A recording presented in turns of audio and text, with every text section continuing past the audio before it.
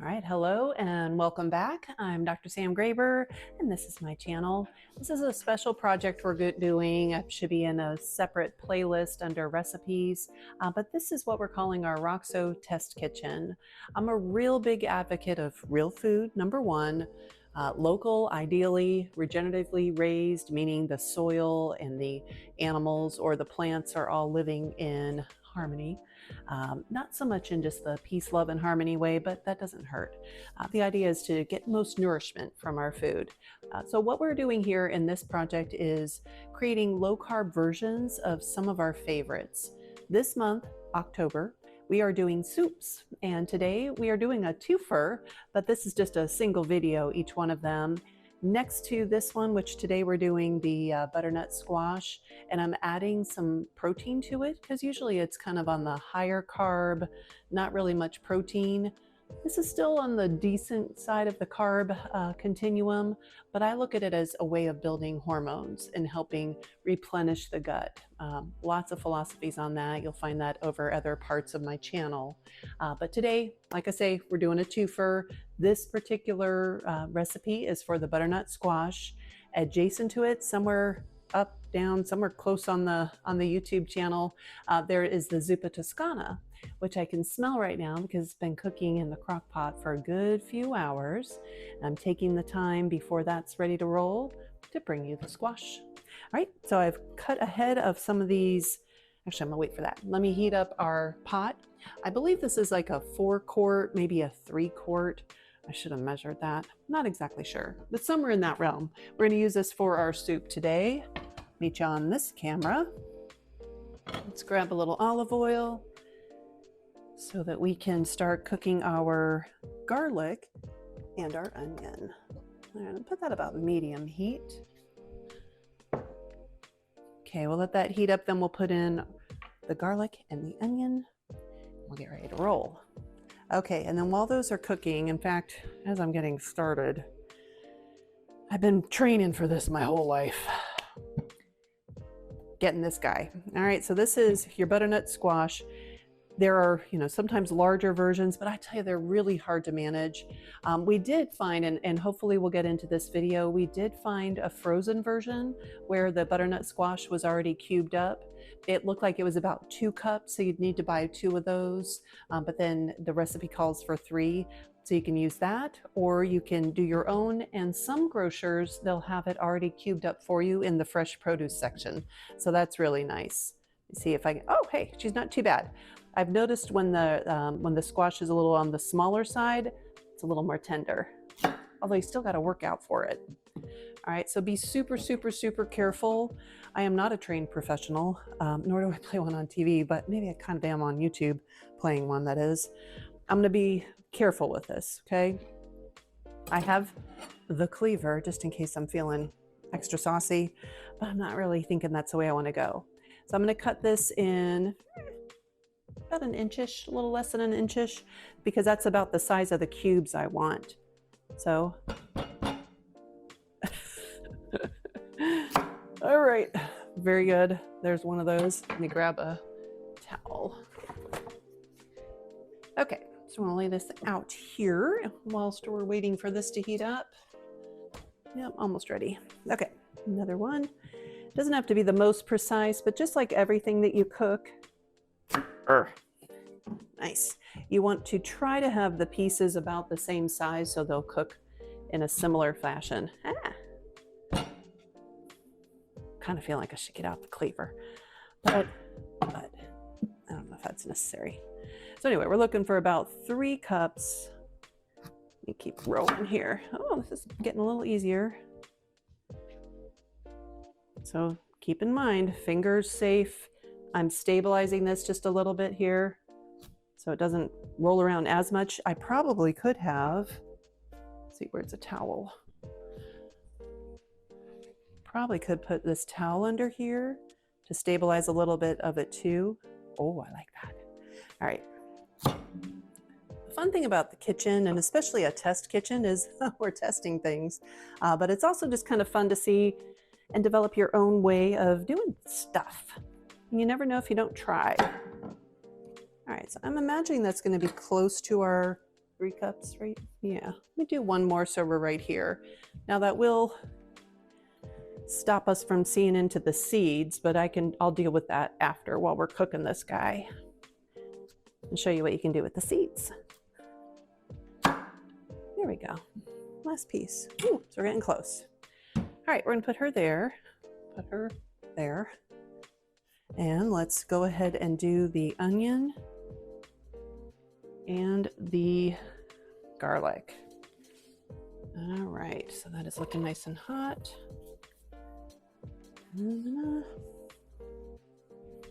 Perfect. And then we've got our little garlic. All those guys in there together. Let them have a party. Okay. All right, we'll get this mixed up a little bit. And the salt and pepper. There we go. And then we'll let them heat up just a bit more. Oh, it's already smelling good. Why do onion and garlic just smell so good together? If anyone happens to be a maker of salt and pepper shakers and you want us to feature you on this show, please send us anything that would help promote you. We've got this pepper shaker, and I'm just still not a fan of it. But we already bought and paid for it, so it's kind of like we're making the best of it. But I don't know. There's certain kitchen gadgets and utensils that I know we all like, and I like a really good pepper shaker or grinder. All right, there, ran over. And here we go. Okay, let's let that keep working. I don't want to burn them. I do want them to get a little brown though. All right, so back here. There are different ways to do the squash. I could have just sliced it right down the middle. Some will do that, and that's fine. Here. And that's fine, but I find that really unwieldy. And I don't know, geometry is never on my side because I'll slice it down the middle and it starts down the middle. And the next thing I know, I've got like a really full half and then a less full half. So this just seems to be best. So you just cruise around. You want to get as much of the tan part off and see, hopefully hear more the orange coming through.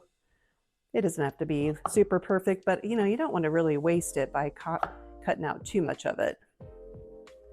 All right, so I will just keep doing this here. I'll pipe in every once in a while with some knowledge throwdown. But first, I really just want to focus because this is a really sharp knife and I like my digits. Kind of grown attached to them over 53, almost 54 years. All right. Okay, these will all go out into the compost pile. So I love having one of those. I don't feel like I'm wasting now because I just figure it's turning it back to the earth and then the earthworms and the other little critters that we want to keep supporting. Ah, look, now we get into a rhythm.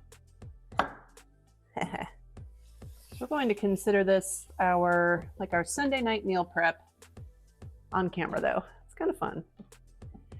And as with everything, there's always refinements to your system, whether it be, you know, browning your meats together, you know, at the same time and just being in that mode, or chopping up all your vegetables. I definitely recommend washing and chopping kind of at the same time. Just personal preference, and you know, I've read a lot about this food prep stuff, and it seems to be consistent in the food ecosystem of doing it that way. I don't know. Do it however it works for you. Ideally, you are meal prepping at least a little bit, because it certainly saves time during a busy week. All right, this is smelling really good. Okay, now it's about where I want it. So to prevent overcooking, I'm going to take that off the heat right now while I chop up this squash. And let's see, we got that there, brown. Perfect. Okay. All right, so I'm going to just go through and I figure we'll cut it in half and then cut it in half again on the half.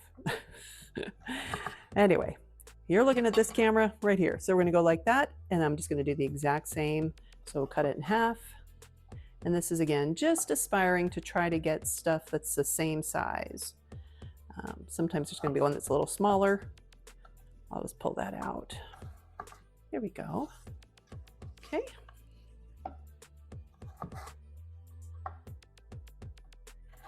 And there. It's not pretty. I'm not like one of those fancy chefs. Maybe over time of doing this show, I will get a little better at it, but you're not here for cooking lessons necessarily, maybe just some cooking inspiration. But if you're a new chef, this might be like a lesson. You know, maybe you were never taught. I think that cooking for ourselves is probably one of the most rewarding things we can do and learn. And to start with simple recipes, you know, ideally you're finding our recipes are pretty simple. If you would like a copy that you can print out for yourself, because like me, you like a little old school printout, feel free. In the description here, we've got a place where you can opt in. You only have to do that once. Just opt in for these recipe shares. Happy to send them off to you. All right. And don't think we're quite going to meet our goal of the, ooh, this is a little thicker, so I'm going to make these smaller. I don't think we're quite at the 3 cups yet, so you will get to see me wrangle with the rest of this guy. All right. And there. Right on. Okay. Pull those out. That get heated up again, and then we're going to brown the squash itself and let that start heating up. I'm going to increase this heat. And I know someone who's really rigid and really wants me to be exact out there is going, why isn't she measuring this? Because I'm not a real rigid exacto. I'm gonna say, but that's probably 1 cup, 2 cups, 3 cups. We're gonna call it good.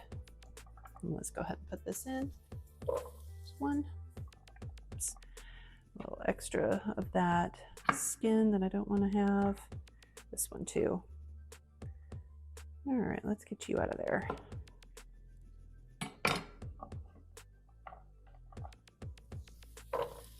We're going to be blending all this up. So if there is a little extra skin, no big deal. Different type of fiber. Alrighty, last handful. Oh, let the dogs get that. Let's see what they do with it. Squash okay for dogs? I don't know. Squash okay for dogs? I would assume. Pumpkin is, so why not squash?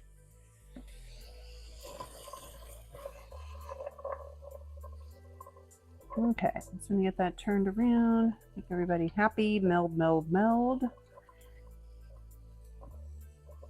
then I'm gonna let this cook down for a while, so I will be back when that's looking just right. See you in a bit. Okay, so while that's cooking, I wanted to show you here, probably on this, you can see it's getting a little bit of moisture around there. That's the, just showing that there's a decent amount of water in these squash. So since we have this nice flat surface here, we're gonna turn that bad boy over and hack it in half. Now, this can be interesting. Ah, very nice. Yeah, working with a younger squash is so much easier. So you can see we've got 2 halves. I'm going to actually be turning these over and cooking them in the air fryer in our oven so that we can roast that, and I'll make something different out of it, and I'll be scooping those out. First, let's get the seeds out. And I'm going to attempt to dry those like I've done before and see if we can plant them. And sometimes that's just fun. All right, so you want to do that just like you do cantaloupe or any kind of melon or any other squash that you might have done before. You just get in there, be a little assertive with it, and pull that out. And then you're going to go in and get a little bit more grindy, get all that pith or pulp. I'm not sure what that's called. Stuff with the seeds. Want to get that out. Here we go. Okay, and it's even fun. We could actually just roast these with a little bit of butter in there. Not sure what I'm going to choose yet, but I won't be doing it tonight. I'll do that another day, probably tomorrow. Okay, so nice and evened out or hollowed out. Fabulous. Okay, so you'll see here that you've got all this gook with the seeds. So we'll pull, a good couple handfuls of that out, dry them out on a piece of paper towel, or actually wax paper I think we'll do, because the paper towel sometimes it sticks. And then we'll just see if we can sprout any of these guys ourselves. Okay, so I'm also tending to the zuppa toscana. I let that go on high for a little bit so it could boil and get the rest of that cauliflower nicely softened. Okay, but back to the squash, you can see that that's starting to change color a little bit. It's getting cooked, but they're still pretty hard. Let that keep working. All right, we'll be back in a few minutes. Yeah, I'd say we're getting real darn close. Let me use the fork test here for this too. Yeah, still got a little bit of resistance to it. I'm gonna give it just a little bit more and I won't regret that later. Sometimes if I rush it, then it's still a little too raw and it takes way longer when it's in the broth. There we go. Okay, so now we're ready to put in the stock or the chicken broth. And then we're also going to add in our turmeric and the sage. Okay, let's do this first.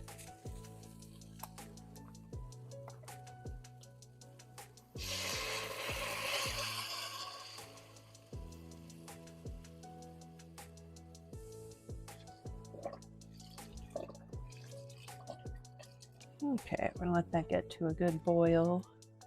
And add a bit of the rubbed sage. Just gonna do a nice dusting on top. Not too much, because believe it or not, it's a pretty strong flavor and aroma. I always try to err on the side of kind of conservative with the spice and with the herbage, because you can always add more. Okay, we'll put that there. And then be cautious with the turmeric because it will stain everything. All right, so as you open that up, now sometimes if you can't get the exact size you want in there, just choose a smaller size. Go a teaspoon. For every tablespoon, there are 3 teaspoons. We're gonna do a teaspoon and a half so that we get 1 tablespoon. There's 1 and a little bit because that's heaping. And we'll go like this, because again, we can always add more. Oh, that is very fragrant. Okay, put this back on. Make sure it's really on. And then check your mitts that you don't have a bunch of orange on that you're gonna go touch yourself with. Ask me how I know. All right. Mix that up nicely. And the cool thing about the turmeric is it's the same color as your squash. So I think that's probably why they chose this actual spice, but it smells amazing. And we're gonna give that time to get up to a boil. So I'll see you back in a little bit, but in the meantime, we're gonna be just allowing these all to meld. I'll come back, we'll mix this up with a hand blender, and then we're gonna add in some cottage cheese to bump up that protein, because this girl likes her protein. All right, see you in a bit. Okay, so now it's starting to boil just a little bit. I'm gonna give it a good stir and drink in or sniff in that yumminess because it smells amazing. We're gonna let it get a good rolling boil a couple bits here so we can get some of that liquid off. I'm gonna leave it uncovered because I wanna have it a little bit of a sturdier soup, not so much a brothy soup. Just in case you have one of these and you've been like, I don't know, I bought this thing and I never use it. This is a perfect occasion to use it. So just place that guy in there. And I usually suggest doing that before you plug it in, just in case. So that could be a rude moment in life. It smells like golden milk with that turmeric. Yum, yum. So turmeric, I don't know if you're aware of this or not, but it's a highly anti-inflammatory. So it's a really good herb to add to just about anything. But again, keep in mind it will stain. It's prominent in Indian food, some Middle Eastern food. You can get the root itself. It looks much like a ginger root, but it's so much easier to just get it prepared in a dried form. You can also create a paste. There are people that put it in coconut milk or whole milk or some sort of milk and create something called golden milk, which is a really yummy and effective anti-inflammatory drink. So try some different things, because once you buy it, you got this big amount of it. And I have found over the years, like it'll stay for maybe a year-ish, but every time you open it, it's the antioxidants are getting used up, so it becomes a little less fragrant and probably a little less potent over time. So when you buy some, try different recipes that are calling for it. Try the golden milk. I wouldn't necessarily over season with it unless you really, really like it. I mean, you do you. But just some other ideas for using something when you've already bought it. You might as well get the most out of it. So again, turmeric. Okay, so I'm gonna go in here again for the fork test, and that is just perfect now. Make sure all these guys are looking good. Okay, perfect. So we're gonna put that there, and I'm gonna go in and get this stick blender going. So we're just going to cruise over here. So we'll see how this is boiling. I'm going to turn that down quite a bit. And then one thing you'll also learn, if you haven't done this before, you want to immerse it. That's why it's called an immersion blender. And then just do little pulses.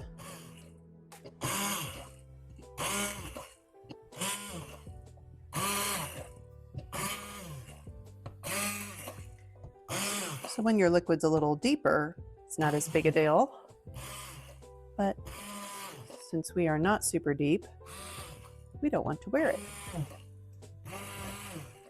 Okay, so now I'm going to tilt it a little bit.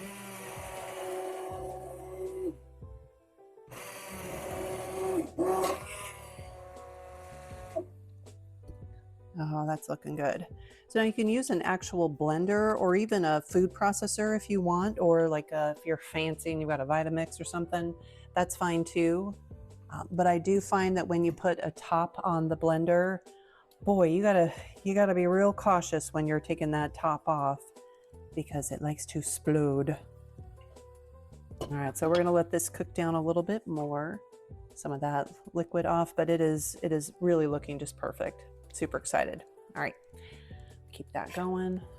All right, so now I'm gonna take this off and do one more whirl with the stick blender. Turn that off. And then we're going to add in our cottage cheese.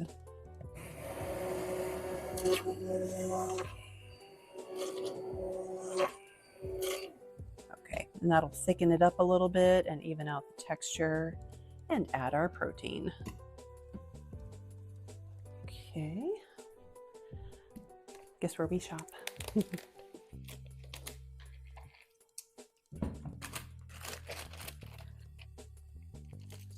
There. We're going to do a cup of this. Usually, I'll say strain it sometimes if it's super liquidy, but then also I just try to get the curds predominantly, not so much the whey.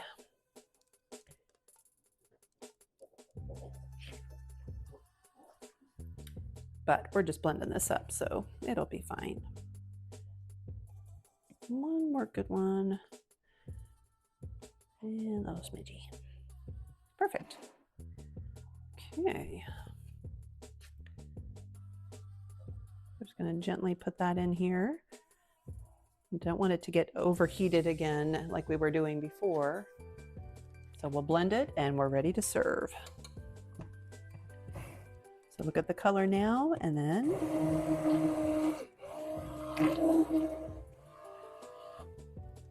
look at the color now. That was kind of satisfying. All right, get that off. I'm gonna take it off the heat because, again, do not want to really overheat that. And then we'll be ready to serve. All right, so now it's time to serve up our squash soup, butternut squash soup.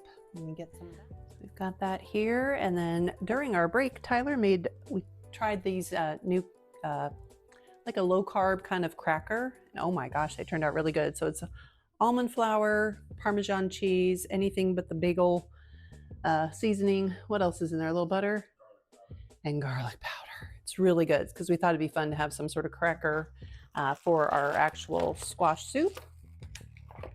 I'm gonna take this, let's make it pretty. All right, there's that. I'm gonna actually wait. Oh, and I dropped it in. All right, so let's try this without the cracker first. It smells really good.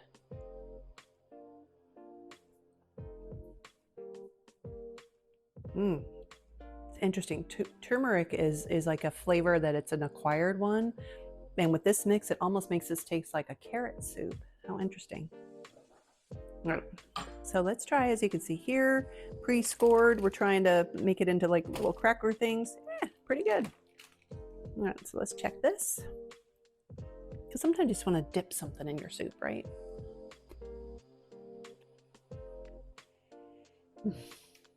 They're really good. I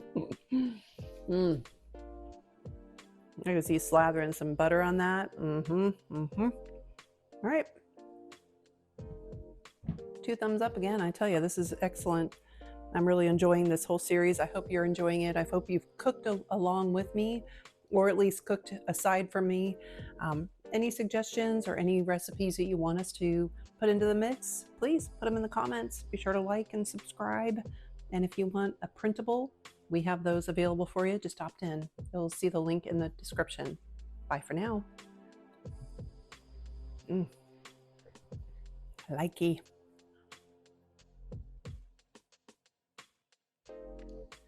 Okay, word to the wise, grab a paper towel and pull these off, because again, this just will stain quite a bit. Oh, can she do it? No. Let's see.